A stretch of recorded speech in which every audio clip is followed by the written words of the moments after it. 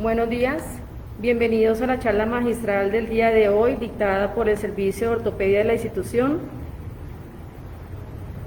Adelante, doctor. Buenos días a todos. La charla que vamos a tocar el día de hoy es sobre el tema de amputaciones y realmente saber si estas amputaciones son una opción viable de tratamiento o son un recurso final cuando el tratamiento falla. Mi nombre es Jaime Andrés Leal, soy ortopedista y traumatólogo de la institución y vamos a tener como invitada a la doctora Luisa Fernanda García, que es nuestra hospitalaria y que está en este momento como candidata a magíster en bioética para tocar algunos temas al final de la charla. Los objetivos de aprendizaje, lo que vamos a ver, nos vamos a alejar un poco de la parte técnica y quirúrgica en sí de lo que son las amputaciones, y lo que pretendo principalmente es tratar de identificar algunos hitos históricos que han ido cambiando la idea de la amputación y la recuperación de los pacientes, reconocer que la toma de decisiones de la amputación es un proceso difícil y, como lo dije anteriormente, reconocer algunos aspectos de las amputaciones como un dilema ético. Entonces tenemos que, para definir amputación, las definiciones en los diferentes idiomas básicamente van orientadas a lo mismo, van hacia la pérdida o separación completamente de un miembro o una porción de él del cuerpo. Esto lo encontramos principalmente en la Real Academia Española, en el diccionario de Cambridge y en el Larousse, en el cual se basa única y exclusivamente en la definición anatómica de lo que quiere decir una amputación. Tenemos que las amputaciones son tan antiguas como el ser humano. Desde la época en que éramos nómadas y íbamos cazando de sitio en sitio, estamos expuestos a la naturaleza, estamos expuestos a diferentes accidentes y en lo cual pues vamos a sufrir daños en nuestras extremidades. En las antiguas guerras, en las guerras clásicas, en las cuales la protección era tan escasa del cuerpo humano o que había una protección limitada al torso, pues claramente todas las lesiones y las heridas de batalla se daban en las extremidades, tanto miembros superiores como miembros inferiores. Tenemos algunos de los relatos clásicos de Heródoto, por ejemplo, nos narran algunas historias de esclavos y de prisioneros, así mismo como de los guerreros amputados. Sin embargo, la primera certeza científica que tenemos de una amputación data aproximadamente del 3000 a.C., en los alrededores de París. Se encontró un número cercenado de aproximadamente, era de una mujer de aproximadamente unos 30 años, que se encontró que correspondía a la época del Neolítico. Y se sabe que es un miembro amputado porque los extremos del hueso están totalmente cicatrizados y consolidados. Y pues digamos que esta es la evidencia más antigua de las amputaciones. Sin embargo, sabemos que todas estas tribus y todas estas poblaciones que se asentaron en el Medio Oriente, en Babilonia aproximadamente en el año 1700 a.C., todas tenían códigos y códigos que daban las leyes, y una de esas leyes, por ejemplo, el código más conocido, pero no el más antiguo, es el código de Hammurabi, en el cual la lex talionis castigaba con el famoso ojo por ojo y diente por diente. En esta encontramos que la amputación era un castigo, y era un castigo que estaba dirigido exclusivamente o casi exclusivamente a médicos y esclavos. ¿Por qué a médicos? Porque al pagar ojo por ojo, cuando una cirugía o un procedimiento salía mal, el médico tenía que pagar con una de sus manos. Y los esclavos era como castigo cuando cometían alguna infracción contra personas libres. Este entonces es un ejemplo de la amputación como castigo que teníamos en la antigüedad. Sin embargo, en Egipto se ha encontrado evidencia de momias amputadas en los cuales pareciera que se trató de un tratamiento médico. Los extremos de ese húmero y de los metatarsianos que vemos al lado izquierdo tenían signos inflamatorios, al parecer de una osteomielitis, por lo cual se supone que estas amputaciones se hicieron como parte de un tratamiento médico, más no de un castigo. Este es el papiro de Edwin Smith. Este papiro es el primer documento quirúrgico que hay en la historia, y en este documento que en este momento está en la Academia de Medicina de Nueva York, encontramos, por ejemplo, figuras como estas, en las cuales se muestran algunos ritos egipcios en los cuales se practicaban amputaciones y las extremidades eran guardadas en ciertos recipientes con la cabeza de los dioses. Tenemos más cerca, en Perú, tenemos evidencia de amputaciones que se daban como castigos, también como accidentes. Estas amputaciones se han encontrado tanto en evidencias arqueológicas directamente de los cuerpos como en la cerámica que la tribu Moche tenía en sus poblaciones. Sin embargo, no es solamente hablar de la idea de la amputación, que sabemos y como ya vimos es muy antigua, sino que desde principios de la humanidad también se está hablando de la idea de la recuperación funcional. Desde que nos establecimos como una sociedad, pues es claro que al vivir en sociedad o al vivir en familia, pues tenemos que cuidar de nuestros enfermos y tenemos que ayudarlos en la recuperación, si no es una persona que iba a hacer una carga durante toda la vida. Entonces tenemos que la recuperación funcional, o por lo menos las evidencias que tenemos de prótesis, también son muy antiguas. Tenemos, por ejemplo, en el Rig Veda, que es un libro sagrado hindú, como la princesa Vishpla, después de una batalla, pierde una pierna y le es reemplazada por los dioses por una pierna de hierro. Y de esta pierna de hierro ella puede seguir combatiendo según la historia. También en Egipto, en Luxor, se encuentra cómo los egipcios se dieron cuenta que pérdidas incluso tan pequeñas como la de un hálux iba a inhabilitar o a discapacitar de forma muy importante a las personas, y encontraron en una momia, encontraron este tipo de prótesis hecha en madera, en el cual reemplazaba el hálux y ayudaba con la sustentación y con el apoyo de la extremidad. Esto alrededor del año 950 a.C. Posteriormente, la primera y la más antigua evidencia de una prótesis como tal, de una prótesis de pierna, se encuentra en Italia en el año 300 a.C., es una prótesis hecha en bronce, y más o menos por la misma época en China se encuentra este artefacto en el cual, si bien no es una persona que estaba amputada, se encontró que estaba con la pierna rígida, que estaba con la pierna anquilosada o fusionada en flexión, por lo cual le era imposible la deambulación. Y este artefacto ayudaba amarrado al muslo y terminando en el casco de un caballo a que la persona pudiera apoyar y volver a deambular. En nuestras culturas americanas tenemos, como vimos anteriormente, en los moches, si se fijan bien en el recipiente, lo que él porta en la mano al parecer es un socket de la prótesis o un tipo de prótesis.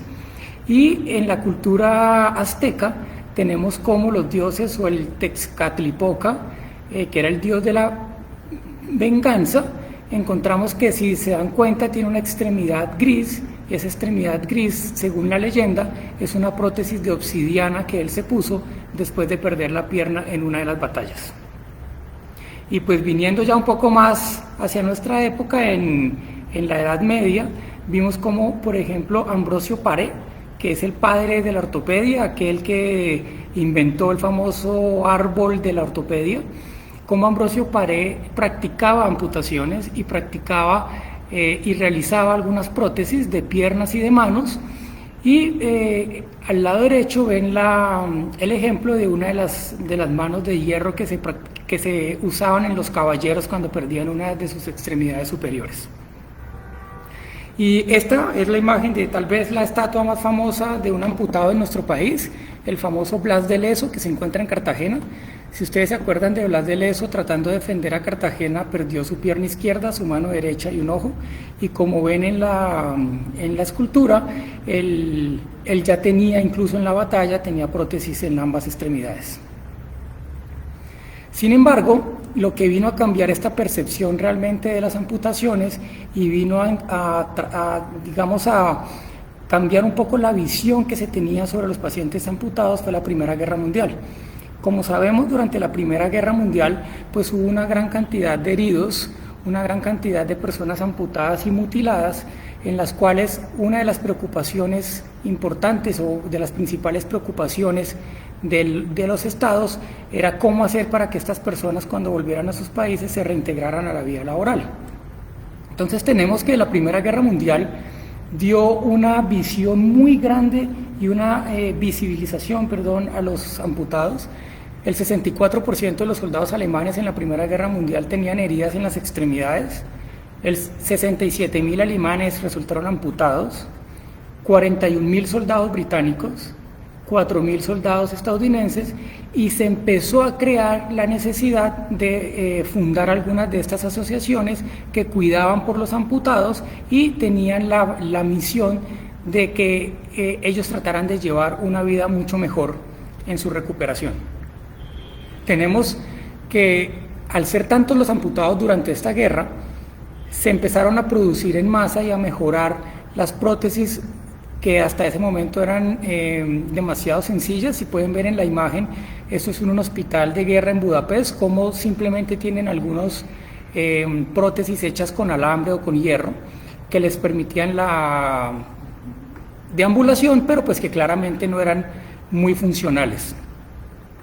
Entonces se empezó un desarrollo muy avanzado en cuanto a las prótesis y pasamos, por ejemplo, de tener prótesis como esta a tener prótesis un poco más anatómicas y un poco más funcionales, en el cual se buscaba que las articulaciones además tuvieran movimiento. Y empezó a suceder esto, empezó después de la guerra a ser más común ver que estas personas amputadas y que estos soldados amputados empezaran a usar más sus extremidades. Entonces se cambió o se intentó cambiar un poco la idea del paciente amputado como un paciente que ya no valía para nada, a un paciente que podía, o a una persona que podía reintegrarse a la sociedad. Y algo muy importante, y es que los gobiernos, como lo dije anteriormente, se empecinaron en que estas personas volvieran a la vida normal, porque eran soldados jóvenes, eran soldados alrededor de sus 20, 30 o 40 años, amputados, y en los cuales tenían una expectativa de vida aún alta, iban a significar una carga presupuestal muy alta para las pensiones del gobierno. Entonces para ellos era más fácil tratar de incorporarlos y que siguieran trabajando a tener que pagarles una pensión toda la vida. Y en esto viene el concepto por primera vez de lo que se denominó los hombres biónicos de la Primera Guerra Mundial, y se denominó así porque en las calles de Nueva York, de Berlín o de todos los países que tuvieron que ver con la guerra se empezó a ver cada vez más hombres con múltiples prótesis y con múltiples elementos artificiales en sus extremidades. Estos son ejemplos de las propagandas que había en Estados Unidos, en los cuales se invitaba a que los empleadores y las empresas contrataran a estos pacientes, que eran pacientes que aunque tuvieran una discapacidad y estuvieran amputados, pues con sus prótesis podían funcionar y podían ser útiles en la máquina laboral del país. Esto hace, y abrimos un poco a lo que sucedió en el siglo XX después de la Primera Guerra Mundial, en el cual el Hospital General Militar en Estados Unidos y el Centro para Recuperación de Extremidades de Berlín pues empezaron una guerra, entre comillas, de desarrollo de prótesis. Entonces teníamos como el brazo de Carnes en Estados Unidos era un brazo muy estético, poco funcional, pero muchas personas simplemente querían tener la estética de tener su extremidad, mientras que en Alemania, como vemos al lado derecho, en la compañía Siemens se creó un brazo universal. Ellos creían más no tanto en la estética sino en la funcionalidad, y pueden ver cómo este brazo universal simplemente tenía unas poleas al final o tenía unos engranajes en los que la persona o el paciente simplemente ponía la herramienta que necesitaba. Entonces si necesitaba un martillo, el final de su mano era un martillo o era un hacha o era una pica o era un atornillador, y por eso se le denominó el brazo universal. Tenemos además que durante el siglo XX pues sucedieron muchas cosas en la medicina que hicieron que el pronóstico de los pacientes amputados empezara a mejorar, o no tanto los pacientes amputados, de los pacientes que sufrían lesiones muy graves en las extremidades. Entonces vimos cómo se desarrolló más la anestesia, que venía desde el siglo XIX, cómo el trabajo interdisciplinario y el trabajo médico para tratar de mejorar el pronóstico de las patologías de base, pues obviamente dio un avance muy grande. El surgimiento de los antibióticos, el surgimiento de mejores técnicas en la cirugía plástica para mejorar el cubrimiento de tejidos blandos, la asepsia y antisepsia en el quirófano, las técnicas microvasculares de reconstrucción de arterias y venas, y las técnicas de reconstrucción ósea, que es lo que nosotros utilizamos. Dentro de esas técnicas pues tenemos, seguramente ustedes han visto fijadores externos, tenemos las técnicas de Masquelet, tenemos algunas técnicas de colgajos libres de peroné que nos han permitido dar un paso adelante en cuanto al salvamento de la extremidad. Y todo esto pues precisamente fue a que las extremidades pudieran ser mucho mejor tratadas y que tuviéramos la posibilidad de salvar algunas de ellas. Sin embargo, entonces, cuando aparecieron todas las técnicas y tuvimos una facilidad o una mejoría en cuanto al salvamento de la extremidad, surgió otro dilema, un dilema que no existía hasta ese momento, porque hasta ese momento simplemente el tratamiento era la extremidad, era la amputación de la extremidad, y lo que estábamos pensando era en qué prótesis se le iba a poner a este paciente. Sin embargo, surgió este dilema: ¿cuándo amputo y cuándo hago un tratamiento de reconstrucción o de salvamento de esa extremidad? Entonces, hay muchos artículos, hay revisiones en la literatura, metaanálisis, artículos originales, en los cuales se trata de comparar o se trata de decidir cuándo realizar una amputación y cuándo realmente tratar de manejar como salvamento con técnicas de reconstrucción microvascular, de tejidos blandos, óseas, etc. Entonces tenemos que el manejo de los pacientes con infecciones o con lesiones severas en los tejidos blandos, pues está llena de muchas fichas que tenemos que ir juntando. Entre esas hay que tener en cuenta que es una de las decisiones más difíciles que hay. Tomar la decisión sobre una amputación o sobre la preservación de una extremidad es realmente difícil. Hay que unir una cantidad de cosas, y algo que se dice es que hay que tener muy en cuenta el aspecto psicológico de los pacientes.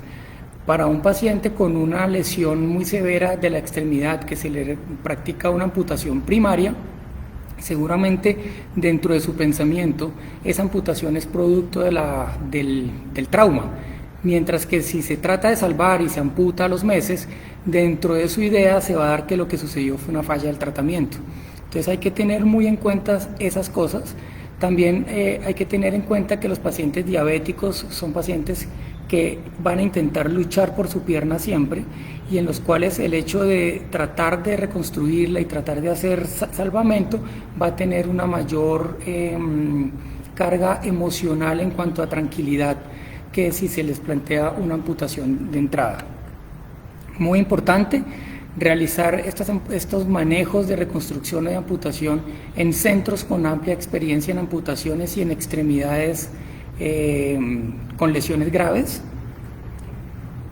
Tener en cuenta que no hay consenso sobre la toma de decisiones, no hay una guía, no hay un algoritmo, no hay nada que realmente esté escrito que le diga a uno qué camino tiene que seguir. Las escalas que existen, como el MES, son escalas de ayuda, pero no son escalas definitivas. Hay que saber cuándo aplicarlas y hay que saber realmente cuándo guiarse por ellas. El concepto y el manejo debe ser multidisciplinario. Varias especialidades y varios médicos deben estar involucrados en el manejo y en la comunicación con el paciente. Tener en cuenta que nunca es lo mismo la lesión en el miembro superior que en el miembro inferior, por las repercusiones de funcionalidad y de estética que esto puede tener. Se requiere de una discusión clara, profunda y detallada con el paciente y con todo su entorno, especialmente con la familia más cercana, y tener en cuenta que esto es algo que involucra las emociones del paciente, las emociones de la familia e incluso las emociones nuestras. Para nosotros no es fácil tampoco amputar, y hay casos que son más difíciles.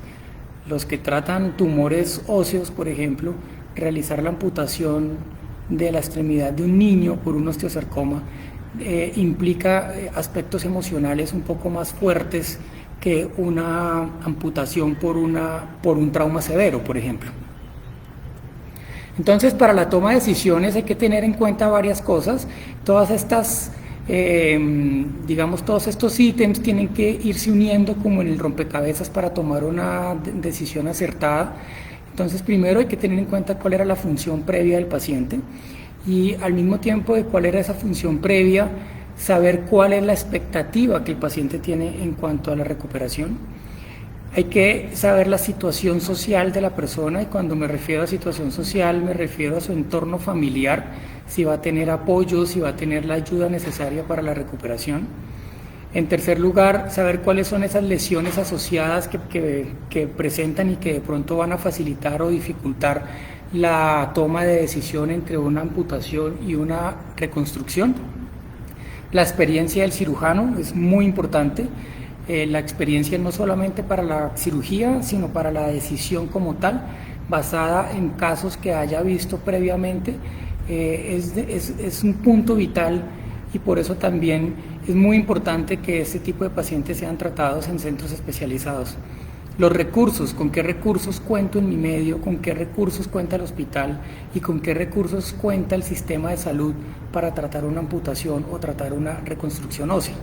Las comorbilidades que presenta el paciente, que pueden dificultar o no la cicatrización, la adaptación de una prótesis o la recuperación, y las reales posibilidades de rehabilitación que vaya a tener esa persona. Entonces, todas estas cosas tienen que unirse y tienen que terminar en una decisión que, como se pueden imaginar, no es fácil en la mayoría de los casos. A continuación, la doctora Luisa les va a hablar sobre algunos dilemas éticos que se presentan en el momento de las amputaciones o de tomar decisiones con respecto a extremidades que se requieren amputar. Buenos días, soy Luisa Fernanda García, soy aspirante a la maestría en bioética.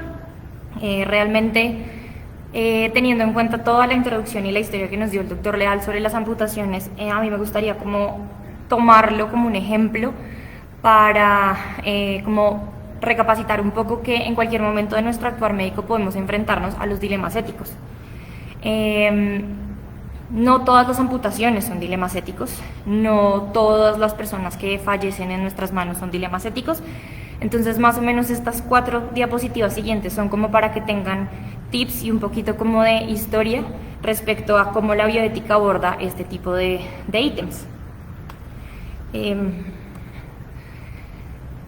Para empezar, ¿por qué consideramos que una amputación es un dilema ético? Retomando varias cosas que dijo el doctor Leal, tenemos que considerar todo lo que significa una amputación para el paciente. No solamente en muchas ocasiones es la pérdida de una extremidad, sino es la pérdida un poco de la dignidad como persona, un poco la pérdida de su funcionalidad en un entorno en el que probablemente, y en general en nuestro tipo de pacientes, es el paciente que debe llevar el sustento al hogar. Entonces, para ese paciente, ¿qué significa perder una extremidad versus, en algunas ocasiones, eventualmente poder salvarle la vida? Este tipo de dilemas éticos no solamente se ven en la parte médica, es por esto que traigo como este esquema. Jones y George en 1991 se enfrentaron a dilemas éticos a nivel de la parte administrativa de las empresas y generaron este esquema de 4 pasos para la toma de decisiones éticas en cualquier aspecto. Después igual se han ido modificando para abordarlas desde diferentes momentos de la vida, y uno de ellos pues es en la parte médica. Ellos se basan en que no todo lo que genera un problema es un dilema ético. Por eso hablan de la intensidad moral con la cual abordamos este tipo de inconvenientes. Esta intensidad moral está influenciada sobre todo por 6 cosas: la magnitud de las consecuencias que pueda llegar a representar la decisión que tomamos, las consecuencias sociales que tiene esta decisión, la probabilidad que realmente pase las consecuencias que estamos esperando, el tiempo entre la consecuencia y el evento, la proximidad de las personas a las que voy a afectar con la decisión que tome y a cuántas personas voy a afectar con dicha decisión. Este tipo de cosas nos ayudan a reconocer si en verdad este es un problema moral o no. Recordemos que la moral es un tema más personal y social, la ética es algo más global. Cuando nosotros reconocemos el problema como moral, si se dan cuenta es el primer cuadrito que sale en el esquema, desencadenamos los siguientes 3 pasos. Por eso digo que no todos los problemas a los que nos enfrentamos son problemas morales y no todos hay que hacerles este tipo de pensar, digámoslo así. Después de eso, una vez reconocido el problema, podemos juzgar el problema de forma moral, establecerlo y después ahí sí ya tomar una decisión sobre el tema. Yéndonos un poquito más hacia atrás y hablando un poquito de la bioética nace como una ciencia en los años 70 por un oncólogo apellido Potter, es el padre de la bioética. Nace ante la necesidad de volver a humanizar la medicina. En ese momento estaba muy industrializada y se volvió muy sistemática, y él quería que volviéramos a los principios de velar por la salud del paciente, entendiendo salud pues como lo definió la OMS en su último consenso. Además, más o menos en 1978 sale el informe Belmont, en el que se estipulan 3 principios para poder realizar cualquier tipo de investigación a nivel médica y en humanos. Este informe sale por el estudio que se hizo en 333 personas afroamericanas a los cuales se les inyectó sífilis y pues eventualmente se vio cuál era el desenlace. A algunos se les instauró el manejo y a otros no. La idea era mirar cuál era el desarrollo de esta enfermedad en personas afroamericanas. Los 3 principios que les estaba comentando son la beneficencia, la autonomía y la justicia. A raíz de ese informe, de ahí en adelante, todos los estudios en humanos deben tener esos 3 principios. Sin embargo, en 1983 más o menos, Beauchamp y Childrens, que también son expositores grandes de la bioética, agregan la parte de no maleficencia. Estos 4 principios velan porque la dignidad de la persona no sea atentada en ningún momento de la atención médica ni de la investigación. Hago énfasis en la parte de la atención médica, ya que pues estamos hablando de amputaciones y es donde eventualmente tenemos que revisar que esto se aplique. Cuando se imparten estos 4 principios, la crítica grande que se tiene es que en muchas ocasiones los 4 principios entran en conflicto entre ellos. Es decir, ni Potter, ni el informe de Belmont, ni Childress y Beauchamp hicieron como una jerarquía de cuál era el más importante, razón por la cual posteriormente Diego Gracia realiza el triángulo de la valoración y más o menos los organiza de esta forma. Imaginemos que esto es una pirámide, no un triángulo como tal. Y los 4 principios juegan en los puntitos dependiendo del caso al cual nos estemos enfrentando. Digamos que por esa razón se los traigo. Más o menos en los últimos 20 años, sin embargo, todo lo que nosotros hacemos en el actuar médico está regido básicamente por la autonomía del paciente. Es la que prima en este momento sobre todas las cosas y razón por la cual hemos llegado a establecer en absolutamente todos nuestros actuares el consentimiento informado, el cual se tiene como ese documento legal en el cual buscamos un respeto a la autonomía del paciente y a la dignidad del mismo. Es importante entender que este documento, además de que nos da un permiso a nosotros para poder realizar ese procedimiento médico o pues de enfermería que queramos hacer, debe ser firmado posterior a una explicación clara y concisa del procedimiento. El paciente no puede estar coercionado por nosotros ni obligado para firmar el documento. En muchas ocasiones nos va a tocar como buscar ayudas de otro tipo, no solamente la explicación, tal vez videos, tal vez dibujitos para que el paciente entienda de una mejor forma el procedimiento que se le va a hacer. Y en otras ocasiones incluso va a necesitar el apoyo de la familia, ya que, pues como bien lo dijo el doctor Leal, esto no es una decisión pues tan fácil de tomar ni para el paciente, ni para su familia, ni para nosotros. Es importante reconocer que el consentimiento informado, a pesar de que se puede firmar en este momento, en cualquier momento se puede retirar esa decisión que tomó el paciente. Y todos nuestros consentimientos informados a nivel de Colombia y creo que a nivel del mundo tienen un pedacito en el documento en el que el paciente disiente del procedimiento. ¿Por qué se tiene este pedazo? Porque realmente no quiere decir que nosotros no le ofrecimos al paciente el procedimiento, no le explicamos qué era, ni las consecuencias que tenía, sino que el paciente, sabiendo todas estas cosas, dijo, no quiero el procedimiento. ¿Qué es importante tener en cuenta después de estas 3 diapositivas tal vez un poco tediosas por la cantidad de información?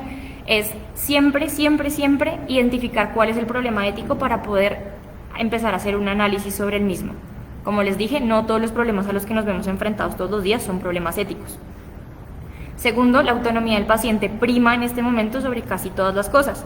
Digo casi porque pues en algunos momentos ante la urgencia pues nos toca a nosotros tomar ciertas decisiones que eventualmente pueden estar en contra de la autonomía del paciente. Supremamente importante, una comunicación clara con el paciente y la familia, explicarle detalladamente los procedimientos y las opciones que tiene el paciente y asimismo las consecuencias que puede haber si el paciente no accede a los procedimientos que nosotros le estamos indicando. Gracias. Muchas gracias a la doctora Luisa. Para terminar, les voy a contar un poco lo que ha venido sucediendo en el siglo XXI con la recuperación principalmente de los pacientes amputados. Entonces, como vimos anteriormente, en el siglo XX tuvimos un avance muy grande en cuanto a los tipos de prótesis, las técnicas quirúrgicas de amputación, incluso se definieron diferentes tipos de amputación o diferentes niveles que disminuyera un poco la discapacidad y aumentara la posibilidad de recuperación. Pero en el siglo XXI principalmente hemos dado un salto muy importante en el área de la ingeniería biomédica con respecto a las amputaciones y las prótesis. Tenemos como en este momento se está trabajando con prótesis de impresión en 3D, algunas para cubrimiento de la prótesis o algunas realmente funcionales directamente impresas, y en las 2 imágenes de abajo vemos las prótesis de osteointegración que tuvieron un primer auge o han tenido un primer auge desde Australia, Nueva Zelanda y se ha ido expandiendo poco a poco.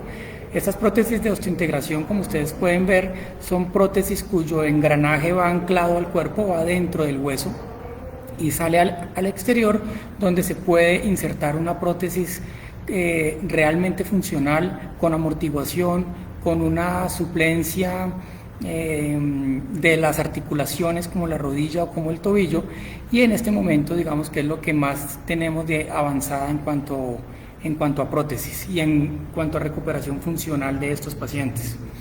Y para finalizar, no se les olvide, como en esta imagen, que los pacientes amputados no son pacientes necesariamente discapacitados o incapacitados, son pacientes que pueden llegar a tener un desarrollo funcional incluso muy alto con la ayuda de prótesis, con la ayuda de una buena técnica quirúrgica y con la ayuda muchas veces de un gran apoyo psicológico para ellos. Muchas gracias.